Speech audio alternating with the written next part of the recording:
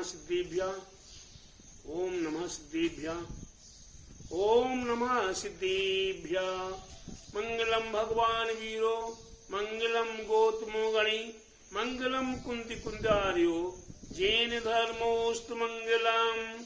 सर्व मंगल मांगल्यम सर्व कल्याणकारिकम प्रधानम सर्व धर्माणाम जैनम जेतु शासीनम, जैनम जेतु शासीनम, जैनम जेतु शासीनम। मोक्ष मार्ग नितारम भीतरम करुणताम यातारम विश्वतत्वानाम बंदी तद्गुणी लब्धिये। बोले समीचीन धर्म की, बोले विश्व धर्म की जय, श्री मानव धर्म की जय, श्री महावीर भगवान की जय, श्री खजाराधे तीसरे नेमी की निमिन के मूल्य के श्री आदिनाथ भगवान की जय। बोले द्वादशांग जीन वाणी माता की जय। बोले उमास्वामी आचार्य महाराज की जय। बोले आचार्य गुरु 108 नेमी शेखर जी महाराज की जय। आचार्य श्री 108 दया सागर जी महाराज की जय। भव्य आत्माओं, यहाँ तत्वार सूत्र का प्रसंग चल रहा है और तत्वार सूत्र में 9वें अध्याय का आप मालूम है, आप जानते हैं कि संबर और निजरा तत्व का वर्णन किया हुआ है। इसमें अभी वर्तमान में निजरा तत्व का वर्णन चल रहा है। आज वही सूत्र आ रहा है 35 नंबर का। 35 नंबर के सूत्र में क्या कहते हैं हमारे आचार्य? ईशस्त्रिया विशेष संरक्षणेभ्यो रुद्र मवीर देश मृत्यु। वही हिंसा, झूठ, चोरी और विशेष संरक्षण से उत्पन्न हुए जो ध्यान है उसे रोध ध्यान कहते हैं। ऐसे रोध ध्यान अविरत देशवृत्ति गुण स्थानों में उत्पन्न हुआ करता है, या 4 गुण स्थानों में 4 ध्यान हुआ करते हैं। निमित्त से भेद 4 प्रकार के हैं: आर्थ ध्यान, रोध ध्यान, धर्म ध्यान, शुक्र ध्यान। और इन चारों के 4 भेद अलग अलग हैं। जैसे हिंसानंदी, विषानंदी, चूर्यानंदी, परिग्रहानंदी। ये हिंसा में आनंद मानना, चोरी आदि में असत्य भाषण करने में मृषानंद, चोरी आदि में आनंद मानना चौर्यानंद, परिग्रह के संचय करने में परिग्रहानंद। इस प्रकार से ये 4 प्रकार के ध्यान के भेद हैं। ये हमारे जीवन में आज हम अनादिकाल से, आज से नहीं, अनादिकाल से हमें इसे स्वीकार करते हुए चले आ रहे हैं और इसी में ही हम आनंद मान रहे हैं। ऐसे हम आनंद मानते हुए रोध ध्यान में अपने जीवन को, आर्थ ध्यान का पहले बताया था, अब रोध ध्यान है ये हिंसानंद, मिर्षानंद, चौर्यानंद और परिग्रहानंद। माने हिंसा में आनंद, झूठ में आनंद, चोरी में आनंद और परिग्रह के संचय करने में आनंद मानना। इससे हमारी आपके लिए पाप का आश्रय हुआ करता है, पाप बंद हुआ करता है। तो इससे हमें छुटकारा प्राप्त होना है तो अपने जीवन में जो संचय किया हुआ पाप है उसकी निर्जरा हुआ करती है। अगला सूत्र आता है, आज्ञा पाए पाप संस्थान विषय धर्मम। वे आज्ञा विषय, अपाय विषय, विपाक विषय और संस्थान विषय के रूप में 4 प्रकार का ये धर्म ध्यान है। आज्ञा पाए आगम की प्रमाणता से अर्थ व उसका विचार करना वह आज्ञानंद है, या गुरुजनों की आज्ञा का पालन करना वह आज्ञानंद है। अपाय विषय, आज्ञा विषय, अपाय विषय संसारी जीवों के दुख व उनका चिंतन करना, उससे छुटकारा प्राप्त करने की भावना करना, दुखों से छुटकारा प्राप्त करने की भावना करना, ये अपाय विषय धर्म ध्यान है। विपाक विषय कर्मों के फल का विचार करें, चिंतन करना, विचार करना, वे विपाक विषय हम कौन सा कर्म करेंगे, उसका क्या फल प्राप्त होगा। जैसे कि हम खाने में गिद्धता रखें, खाने में गिद्धता रखेंगे तो हम घुन आदि बन जाएंगे। पानी के पीने में हम गिद्धता रखें तो हम मछली आदि बन जाएंगे। हम फल आदि खाने में गिद्धता रखें तो हम पक्षी आदि बन जाएंगे। इसी प्रकार से हमें एक फल है, हम जो कर्म जैसा करेंगे वैसा ही फल हमें प्राप्त होगा। इसलिए प्रत्येक भव्यात्माओं को अपने जीवन में विपाक विषय धर्म ध्यान निरंतर विचार करते रहना चाहिए कि हम कहाँ क्या कर रहे हैं, कैसे कर रहे हैं, हमने किसका क्या लिया है, किसका क्या दिया है, इसका क्या क्या परिणाम होगा। आज धर्म है, धर्म का अर्थ कभी भी कोई भी अगर व्यर्थ में ग्रहण कर लेता है, उसका दुरुपयोग कर लेता है, उसका फल हमारे आचार्यों ने कहा है। एक बहुत अच्छी बात कही है, क्या कहा है? मित्र से चोरी, गुरु से कपट, के होए निर्धन, के होए कोड़ी। मित्र के साथ में अगर हम चोरी करते हैं और गुरु शब्द से धर्म आ जाता है, धर्म से अगर हम कभी कपटता करते हैं, गुरु से कपट करते हैं, तो प्यारे बंधुओं ध्यान रखिएगा, इसका परिणाम मित्र से चोरी करने का परिणाम है निर्धनता हो जाना। मित्र से चोरी, गुरु से कपट, के होए निर्धन, के होए कोड़ी। या तो निर्धन हो जाएगा मित्र के साथ। उदाहरण के रूप में दो मित्र एक व्यापार कर रहे हैं, एक मित्र ने 100 रुपए की चोरी कर ली, दूसरे मित्र को पता लगा कि भाई सामने वाले ने 100 रुपए की चोरी की है, लेकिन क्या करें, हम छोटे हैं वो बड़े हैं, अगर हम कुछ कहेंगे तो बुरा मान जाएंगे, इस चक्कर में हम उनसे कुछ नहीं कह रहे।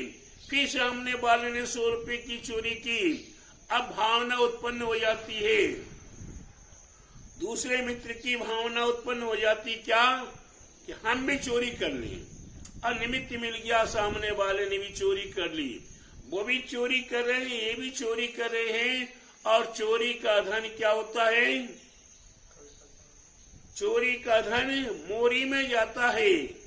कहावत कही है, पानी का धन पानी में और नाक कटी बेईमानी में। तो प्यारे बंधु, ये नाक कटने की बात है।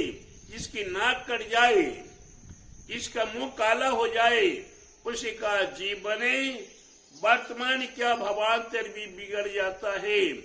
और यहाँ हमने मित्र के साथ चोरी की तो निर्धनता हो गई, सारा धंधा व्यापार चौपट हो गया, और चोरी का धन एक नंबर में ला नहीं सकते हैं।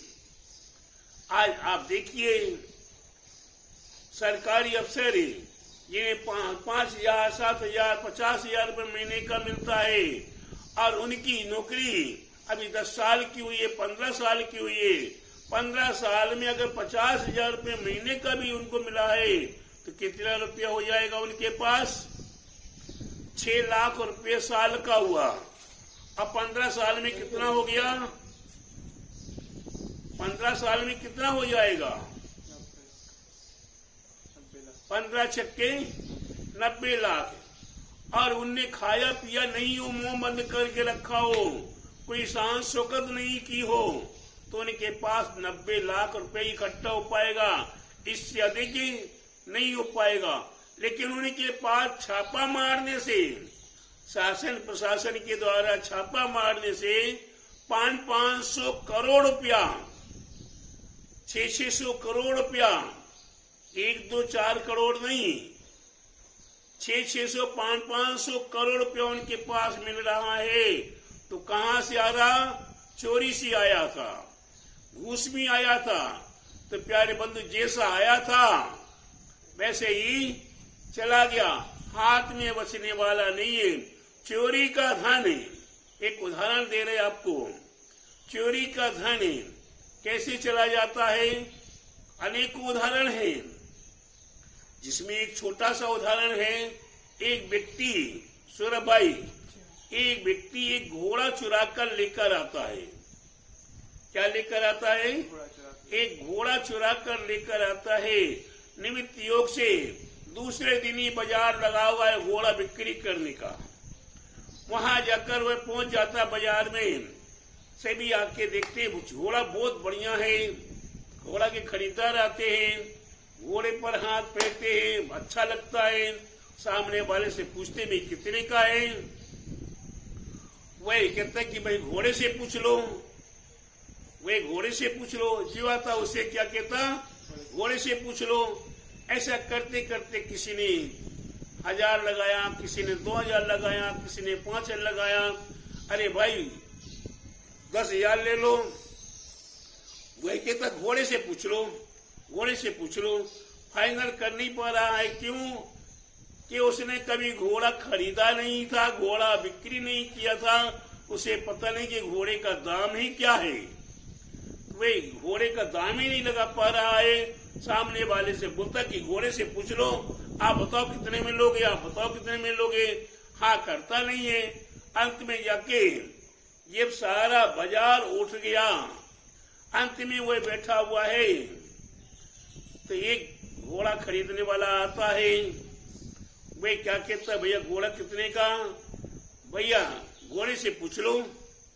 अरे भैया 10,000 का, 20,000 का, 25,000 तो बताओ ना। अरे घोड़े से पूछ लो, घोड़ा फाइनल करेगा। ठीक है भाई, एक काम करते हैं, हम घोड़े पे थोड़ा बैठ के चल के देख कर आते हैं। अब मेरी ये जूता और ये चिलम दोनों आप रख लीजिए मेरा यहाँ, मैं आता हूँ घोड़ा पे घूम के। और जब वो घोड़ा लेकर गया तो टक टक टक टक करते हुए लेकर चला गया। जब घोड़ा वापस नहीं आया तो कुछ देर बाद कुछ और व्यापारी आके पूछते, भैया घोड़ा बिक्री कर दिया, कितने में गया? बोले जैसे ही आया था वैसे ही चला गया, हमें तो मुनाफा में क्या मिला? ये जूता और चिलम मिली है। समझ में आया कि आपको अपने चोरी का धन आपके हाथ में कुछ नहीं लगना। दूसरे के जूते सड़े गले हैं, पुराने जूते हैं, आप पहनेंगे नहीं। चिलम आप पीते नहीं हो तो आप रखोगे नहीं। तो आप खाली हाथ आए थे, खाली हाथ चले गए, और केवल मात्र आपको कलंक लगा कि आपने चोरी की थी। इसलिए प्यारे बंधुओं, ये चोरी आदि करना, और उससे बड़ा और खतरा है गुरु से कपट करना, धर्म के साथ कपट करना, ये और भी बड़ा है। इसलिए प्यारे बंधु, अगर हमारे लिए विपाक समझ में आ जाए, विपाक के विषय समझ में आ जाए, तो क्या परिणाम होगा। आज हम किसी को आहार दान में रोक दें, आज तो हमारा पद है, आज हमारा अधिकार है, हमने रोक दिया, खुशी मना ली, वाह कितना बढ़िया किया, हमारी बातें सब मानते हैं। लेकिन उसका परिणाम में क्या भोगना पड़ेगा?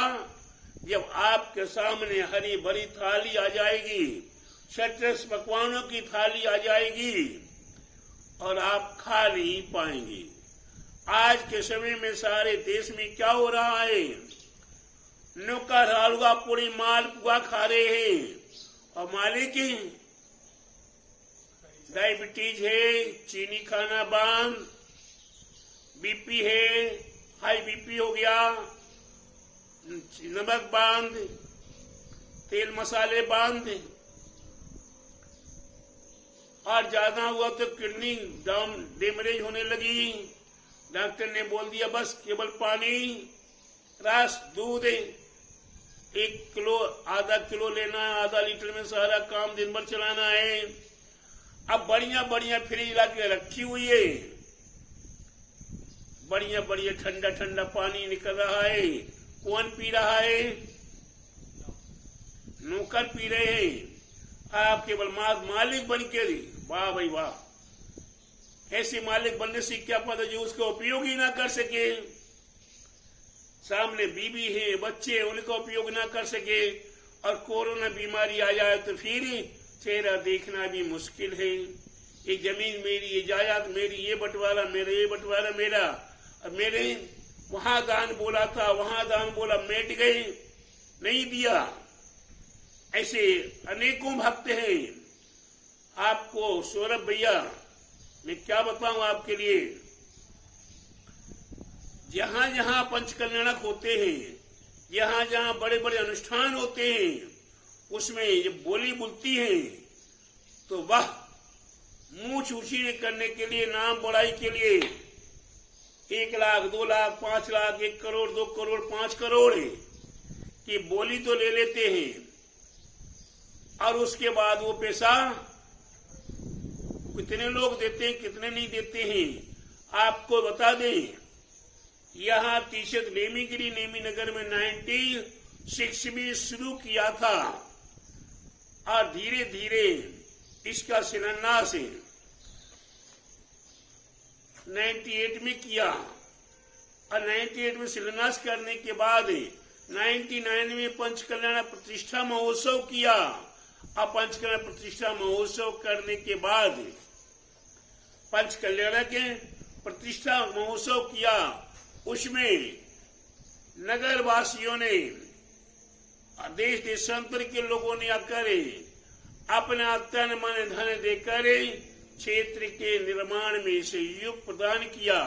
लेकिन जब पंचकल्याण की बोलियां हुई तो अच्छी अच्छी हस्तियों ने, बड़ी बड़ी हस्तियों ने, बड़े बड़े पूंजीपति लोगों ने बोली तो बोल ली, लेकिन वो 99 पंचकल्याण की बोली का पैसा आज तक नेमीगिरी नेमी नगर में नहीं दिया। जबकि नेमीगिरी के धोती दुपट्टा लेकर गए, मुकुट माला लेकर गए, नेमीगिरी के पंचकल्याण प्रतिष्ठा महोत्सव में भाग लिया, तो खाना पीना खाया और फोटो आदि ले ली, वीडियो ले लिया, सब कुछ ले लिया, लेकिन प्यारे बंधुओं ने वे बोली आदि का पैसा नहीं दिया।